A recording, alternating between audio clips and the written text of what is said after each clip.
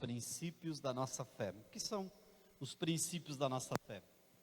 São aquelas respostas que todo cristão, todo crente, principalmente batista independente, deve saber, deve ter, e esse conteúdo é estudado na escola para batismo, as respostas sobre por que você crê, como deve ser o seu relacionamento com Deus, o que representa a igreja, enfim, os assuntos principais que regem a nossa fé.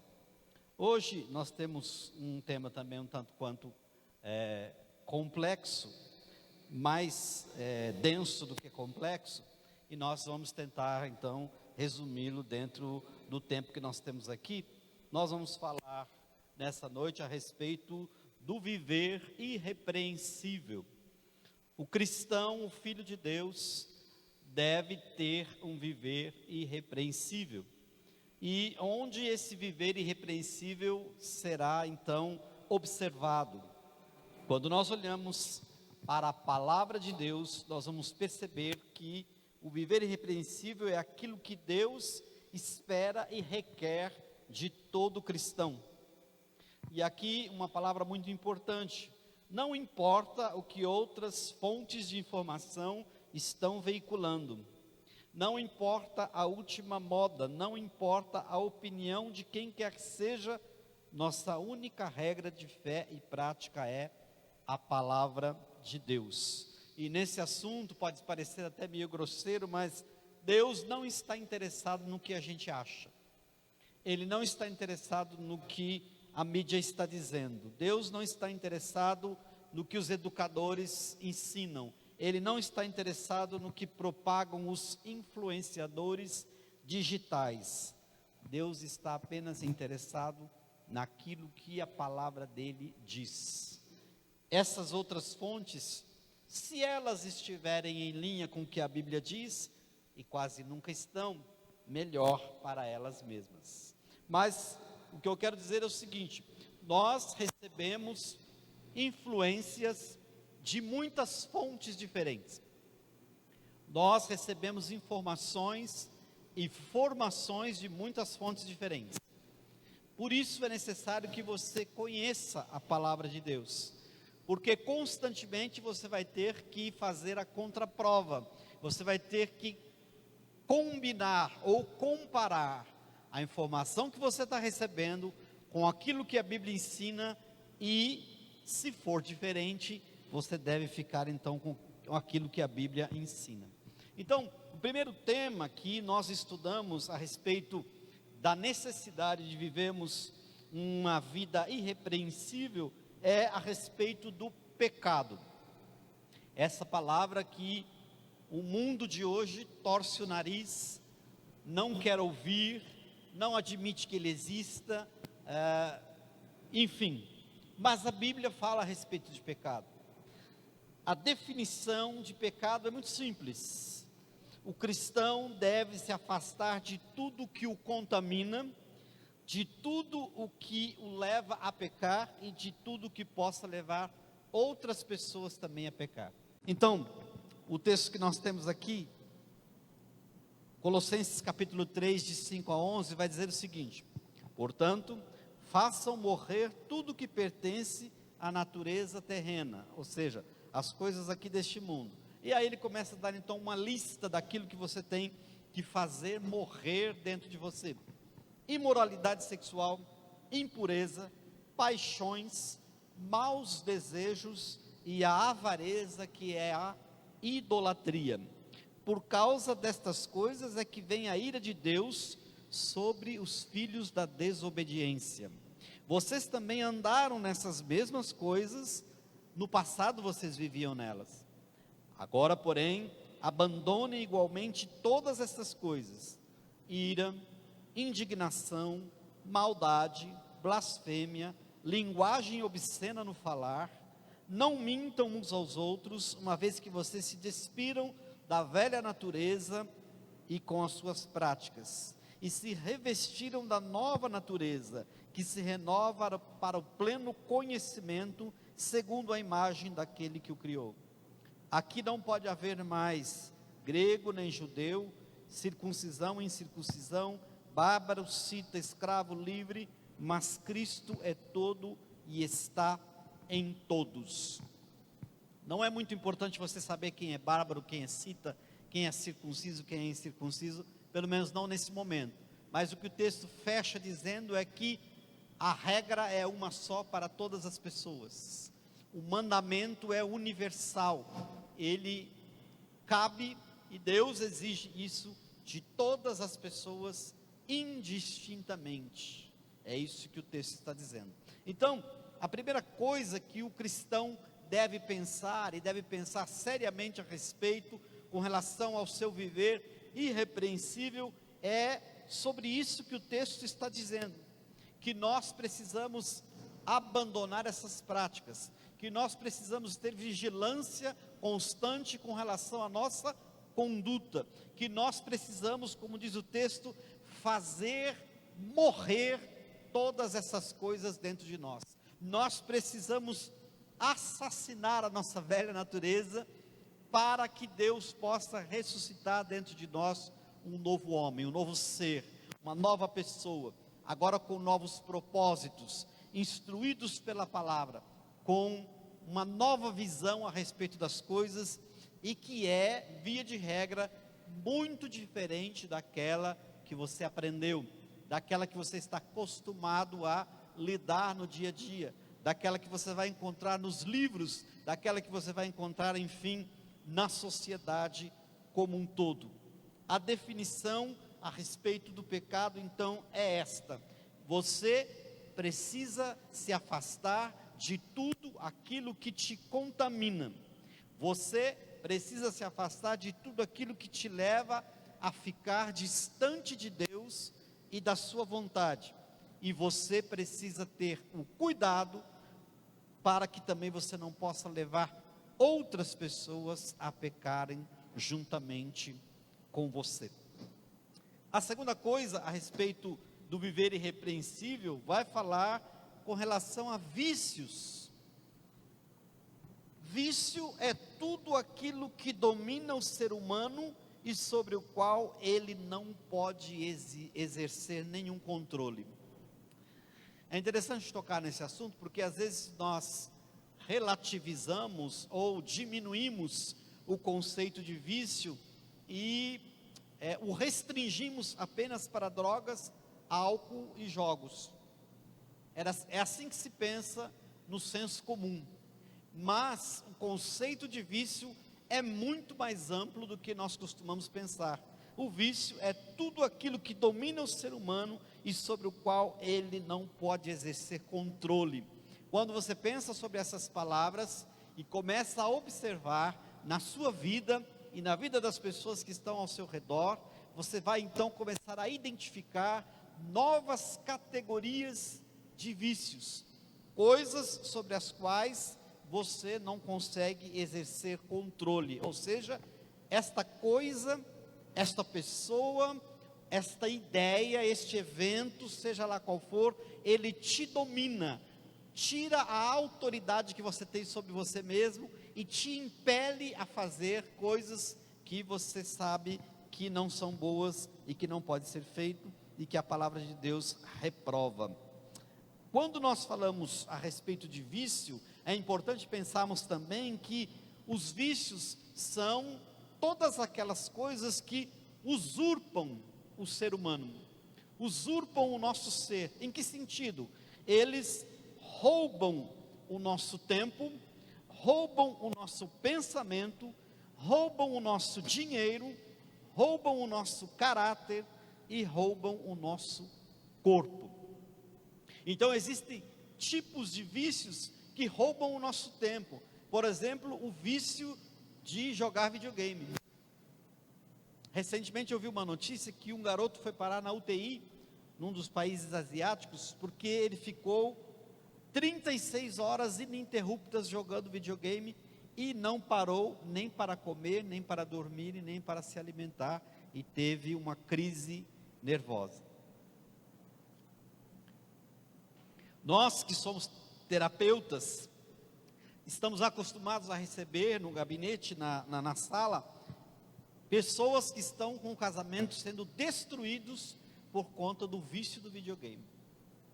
Talvez hoje é uma das maiores reclamações das esposas com relação aos esposos. Então, o vício rouba o nosso tempo, o vício rouba o nosso pensamento. Existem vícios que se alojam no nosso pensamento e eles usurpam de tal forma que a pessoa que tem esse vício não consegue pensar em outra coisa. Por exemplo, o vício da pornografia.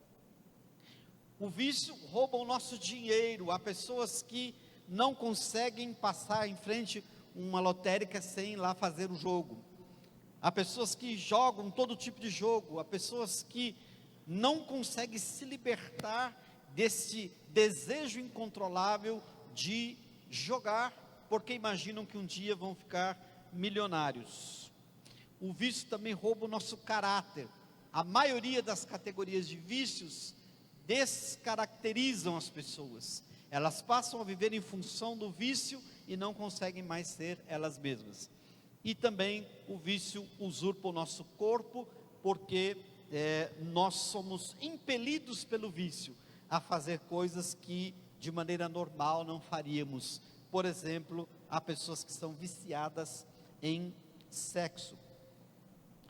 1 Coríntios capítulo 3, versos 16 e 17. Vocês não sabem que são santuário de Deus e que o Espírito de Deus habita em vocês? Se alguém destruir o santuário de Deus, Deus o destruirá, porque o santuário de Deus, que são vocês, é sagrado. Então o vício é a segunda coisa que nós temos que eliminar da nossa vida, para termos um viver irrepreensível na presença do Senhor. Terceira coisa é a imoralidade. Notem que os pontos estão meio que entrelaçados entre si. O que vai falar a respeito da imoralidade é a respeito da pureza sexual que Deus requer de todos os cristãos. A palavra de Deus cita como imoralidade, nos textos que nós estudamos, basicamente adultério, prostituição, fornicação, homossexualismo, lascívia e desonra.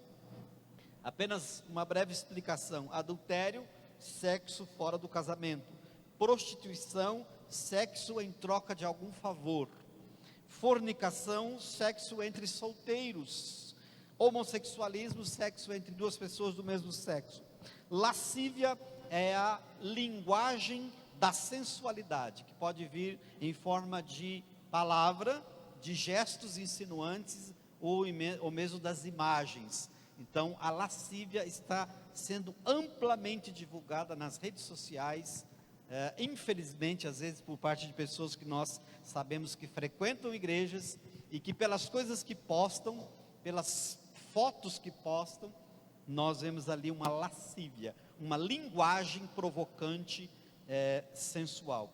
E desonra no que diz respeito ao ambiente do casamento. Algumas pessoas pensam que as coisas que falamos anteriormente não têm a ver para aqueles que estão regularmente casados, mas a Bíblia também fala que há que ter honra no leito do matrimônio. O texto que nós usamos, que é o mais completo, existem outros, mas como o nosso tempo não permite, com certeza Romanos capítulo 1, de 25 a 28, que vai deixar claramente, sem nenhuma dúvida, se você ler esse texto e for honesto com você mesmo, você vai perceber que Deus está reprovando aquilo que a sociedade de hoje aprova. Ele não poderia ser mais claro. Olha só como ele diz: eles trocaram a verdade de Deus pela mentira, adorando e servindo a criatura em lugar do Criador, o qual é bendito para sempre. Amém. Por causa disso, Deus os entregou a paixões vergonhosas, porque até as mulheres trocaram o modo natural das relações íntimas por outro contrário à natureza. Da mesma forma também os homens, deixando o contato natural da mulher, se inflamaram mutuamente em sua sensualidade, cometendo indecência homens com homens e recebendo em si mesmos a merecida punição pelo seu erro. E por haverem desprezado o conhecimento de Deus, o próprio Deus os entregou a um modo de pensar reprovável, para praticarem coisas que não convêm. Perceberam as expressões fortes que o apóstolo Paulo coloca aqui? Trocaram a verdade de Deus em mentira. Deus os entregou a paixões vergonhosas. Trocaram o modo natural das relações íntimas por outro que é contrário à natureza, cometendo indecência, recebendo punição pelo seu erro, um modo de pensar reprovável. Não tem como ser mais claro. Esse texto está abarcando todas as situações a respeito da imoralidade. Mas ainda há um texto em Hebreus capítulo 13, verso 4, que vai falar com relação à imoralidade dentro do casamento. Porque há pessoas que dizem, não, eu tenho a minha esposa, eu sou casado, então tudo aquilo que nós fizemos dentro das quatro paredes está tudo certo. Não é bem assim.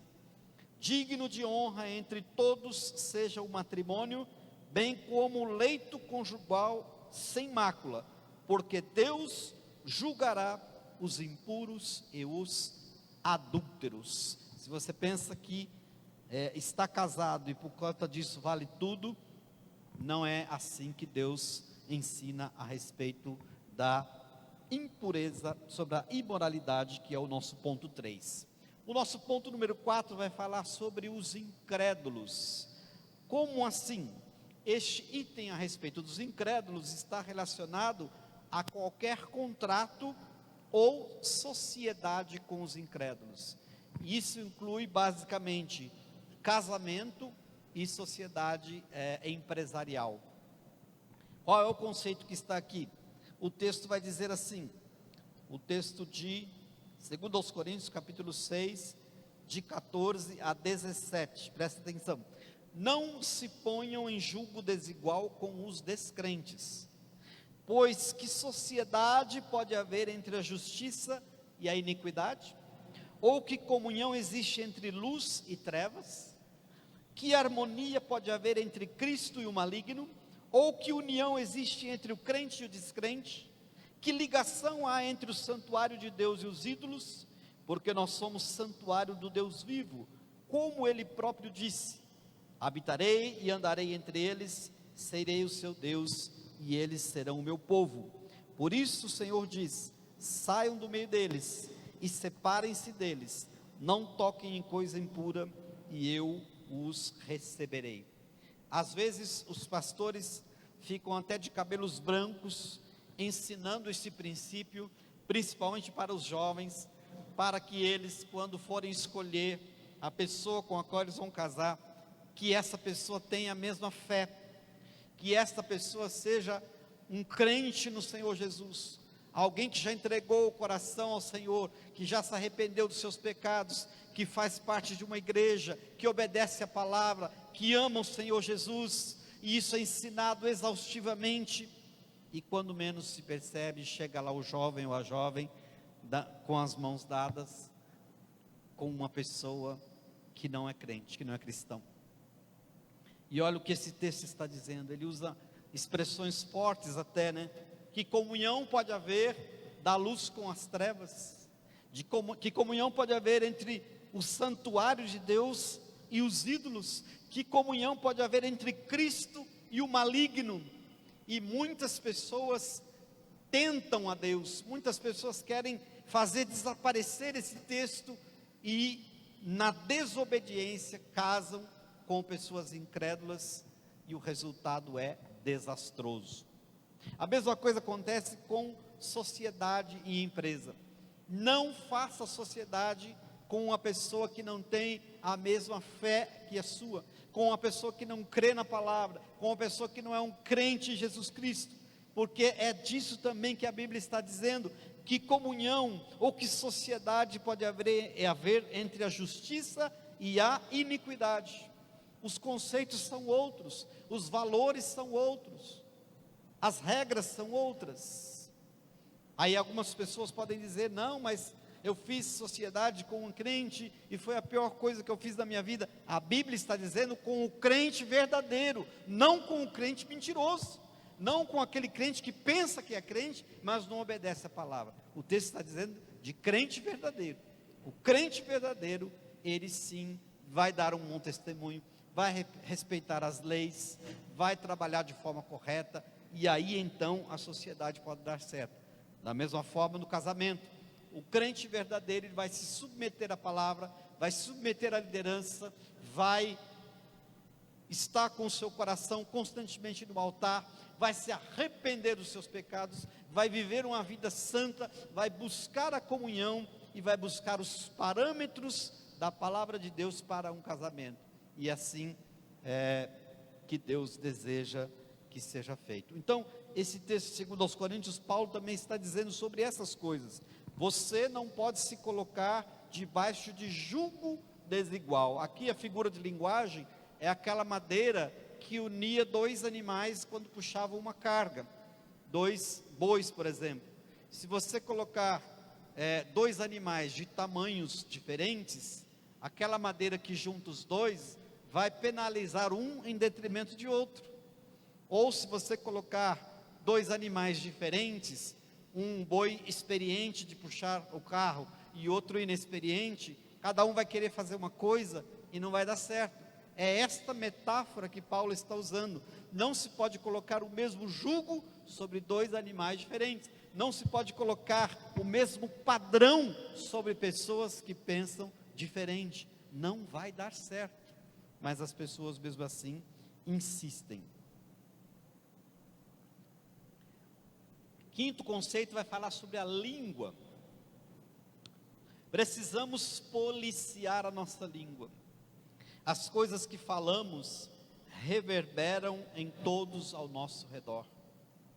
Seja para influenciar alguém, seja para construir a nossa própria imagem, seja para emitir um julgamento, o que nós precisamos a respeito da língua é o seguinte: temos que pensar seriamente com relação à mentira, com relação à blasfêmia, com relação ao sofisma e com relação à torpeza. É disso que a Bíblia fala quando cita a respeito dos cuidados que temos que ter com a língua. A mentira, ela pode vir camuflada de meia verdade. Hoje nós sofremos um impacto muito grande por conta dos meios de comunicação, por conta das fake news. O brasileiro gosta de colocar tudo no inglês, né? Fake news nada mais é do que uma notícia falsa. Mas hoje as fake news estão tão em voga e elas são tão utilizadas como instrumentos de dominação e politização, que chega um momento que as pessoas não sabem mais o que é verdade, o que é mentira. Antes, os meios de comunicação narravam os fatos e deixava que você interpretasse. Hoje eles te dão a interpretação e você tem que se virar com os fatos. Então, fake news é nada mais nada menos que mentira. Mentira é tudo aquilo que é contrário à verdade. Se você desconhece a verdade a respeito de qualquer coisa, não se pronuncie a respeito dessa coisa. Busque saber. Blasfêmia é um discurso ou uma palavra que ofende a Deus. E quando nós começamos a pensar em discurso ou palavra que ofende a Deus, nós também vivemos tempos difíceis a respeito dessa questão, porque existem palavras que antigamente, há pouco tempo atrás, eram proibidas por serem palavras de baixo calão, palavras inapropriadas, palavras degradantes, mas que agora são utilizadas amplamente, sem qualquer tipo de pudor, inclusive nos meios de comunicação. Sofisma é um discurso que é preparado com a intenção de enganar, de ludibriar. É uma mentira muito bem elaborada. E torpeza é tudo o que demonstra indecência ou obscenidade, no popular, palavrão mesmo.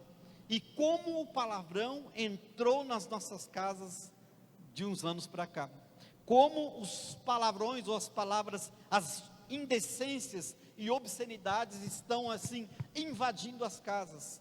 É impressionante, porque estão nas letras das músicas, estão nas legendas e nas dublagens dos filmes. As pessoas estão falando isso à torto e à direito.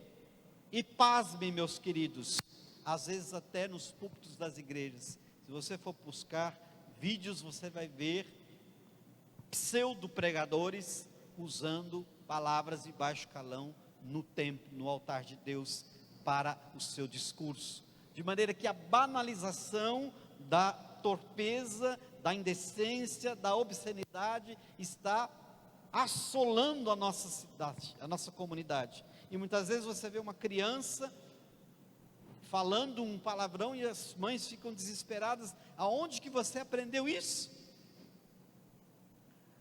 E ficam muito tristes porque quando vão descobrir, às vezes aprendeu na escola, com o professor que devia estar ensinando coisas mais úteis, ou com uma letra de música que o coleguinha estava ouvindo. E pasmem, às vezes até pelos próprios pais que também adotaram isso na sua casa.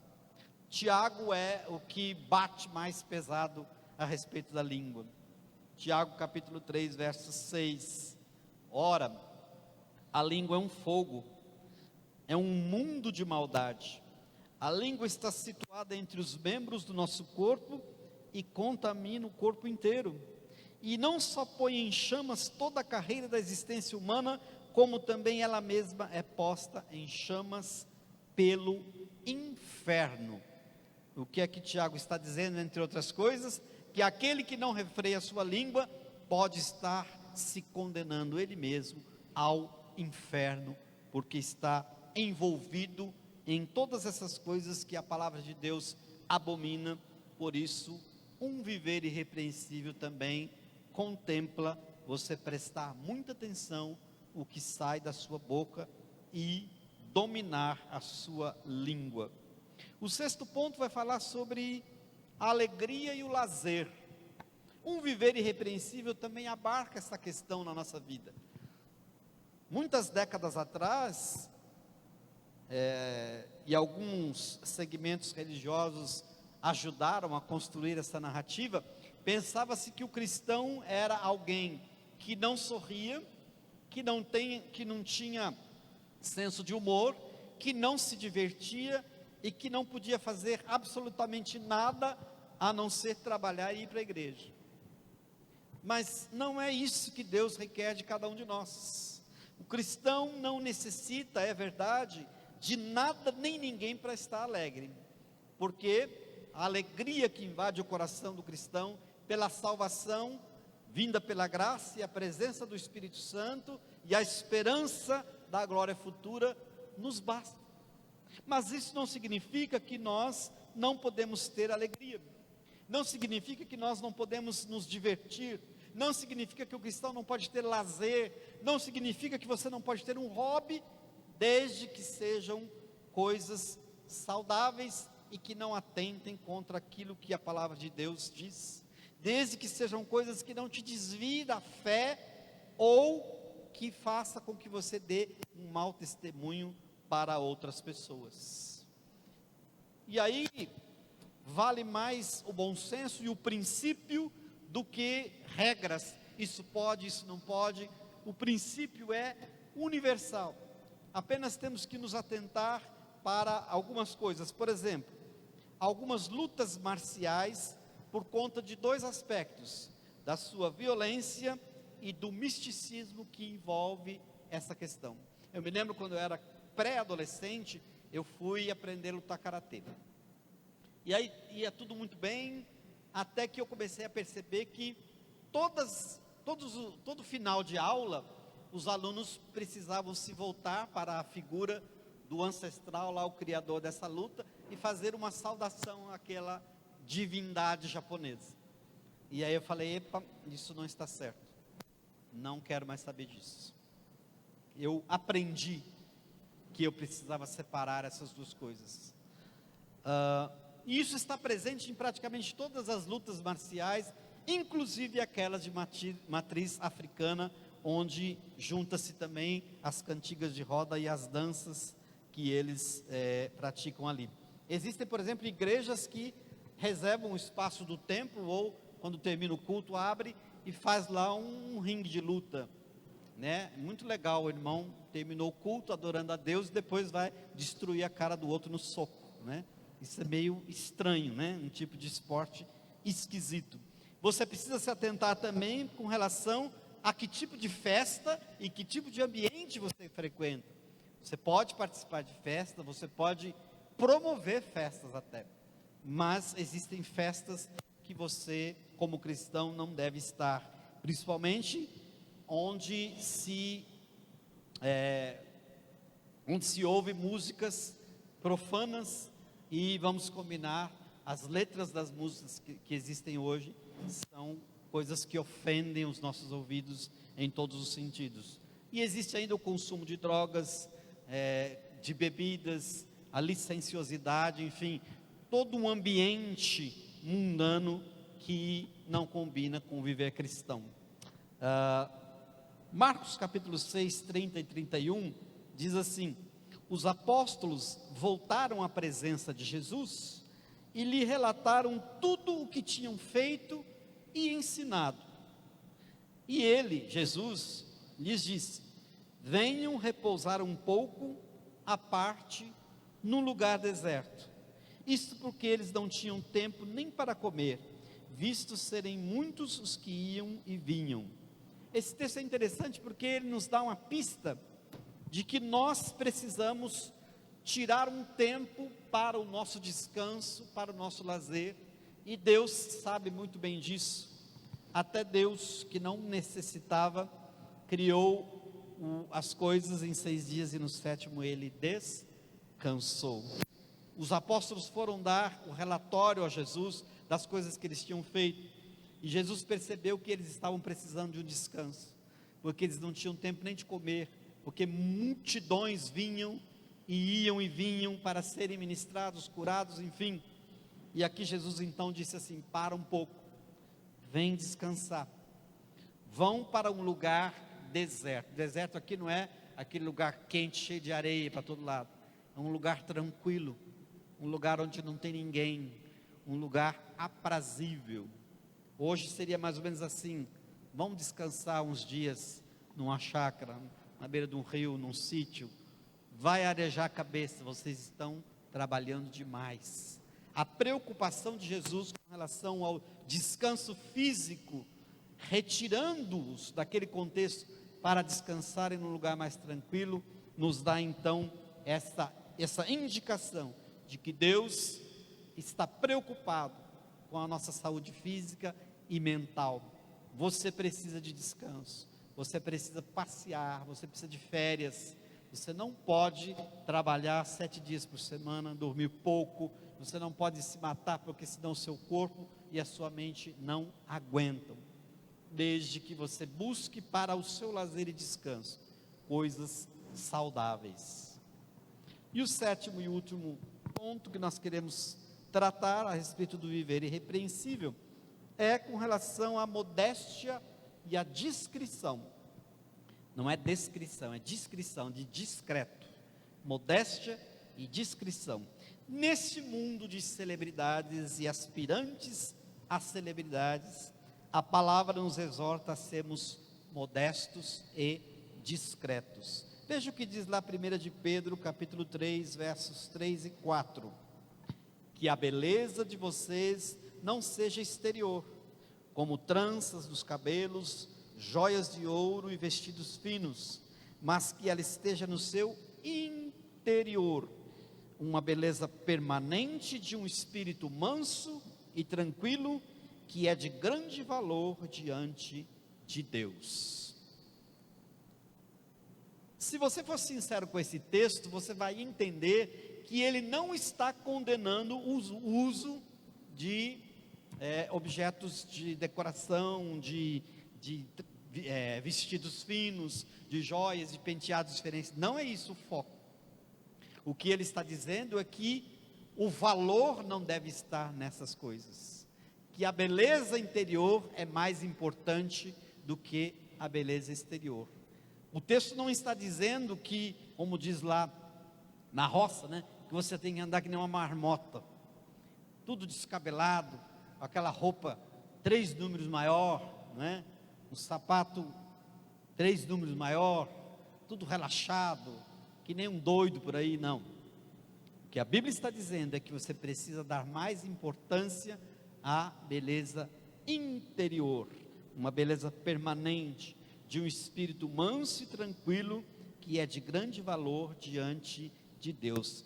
Então, o que esse texto está nos ensinando? Está nos ensinando a respeito da modéstia e da discrição. Por quê? Porque a gente vive numa sociedade de culto ao corpo, de culto à beleza exterior, e por conta disso, muitas pessoas erram na dose, exageram, tornando-se muitas vezes até ridículo, outros se tornam vulgares, e outros acabam gastando dinheiro naquilo que não é pão, conforme diz a palavra de Deus, não é? Ele nunca deu uma oferta para missões, mas gastou 20 mil reais em cirurgia estética. É disso que o texto está falando, dessa discrepância, não é? Ele é daqueles que acha que não precisa dar o dízimo, basta dar uma cesta básica para alguém, mas quando diz respeito à estética, ele não mede esforço, gasta o que tem e o que não tem. É disso que a palavra está dizendo. Está vendo uma inversão de valores com relação à busca da beleza. Tito capítulo 2, de 2 a 6, vai dizer o seguinte: quanto aos homens idosos, que sejam moderados, respeitáveis, sensatos, sadios na fé, no amor e na perseverança. Do mesmo modo quanto as mulheres idosas, que tenham conduta reverente, não sejam caluniadoras, nem escravizadas de muito vinho, que sejam mestras do bem, a fim de instruírem as jovens recém-casadas a amar o marido e os filhos, a serem sensatas, puras, boas donas de casa, bondosas, sujeitas ao marido, para que a palavra de Deus não seja difamada. Do mesmo modo, quanto aos mais jovens, exorte-os para que em todas as coisas sejam moderados. Notem que aqui Tito manda recado para todo mundo, né? Para os homens mais velhos, para as mulheres mais velhas, para as mulheres jovens e para os homens jovens também, para que se atentem para essas coisas, no sentido de que ter um viver irrepreensível na conduta moral, no caráter, na santidade, é muito mais importante do que aquilo que as pessoas veem. Há pessoas que estão preocupadas com a live, com a selfie, com a melhor tomada, com a iluminação, com o vestido, com o relógio, com o carro, com a sobrancelha, e se esquecem do coração, da alma, do espírito, das palavras, do comportamento, da retidão, de pagar as contas, de falar a verdade, de não envergonhar o nome do Senhor, enfim, é disso que o texto está dizendo. Por isso, o cristão precisa viver de forma modesta e discreta. Você não foi chamado para ser uma celebridade, você não precisa ter os seus 15 minutos de fama, como diz por aí, você não precisa ter milhões de seguidores nas redes sociais, você não precisa gravar um vídeo a cada 5 minutos mostrando, agora estou comendo, agora estou passeando com o cachorro, agora estou fazendo sei lá o que. Você não precisa disso, mas tem uma coisa que você pode: utilizar toda essa ferramenta de comunicação que você tem, para proclamar os valores do reino de Deus, de forma discreta, sensata, e de forma que o Senhor seja exaltado. Eu gosto muito das palavras de João Batista, quando foram dizer para ele que os discípulos de Jesus eram em maior quantidade do que os discípulos dele. Ele diz: muito bem, é isso mesmo, convém que ele cresça e que eu diminua. Este é o princípio. Então, o viver irrepreensível abarca todas essas questões. Nós precisamos sempre olhar para a Bíblia e ver o que a Bíblia fala a respeito dessas coisas, antes de sairmos por aí imitando as pessoas, os influenciadores, as pseudo-celebridades, antes de nós queremos ser alguma coisa. Pense sempre naquilo que João Batista disse: após mim vem alguém que é mais importante que eu, e o qual eu não sou digno nem de desatar as correias das sandálias. Convém que ele cresça e que eu diminua. Que o Senhor nos abençoe em nome de Jesus.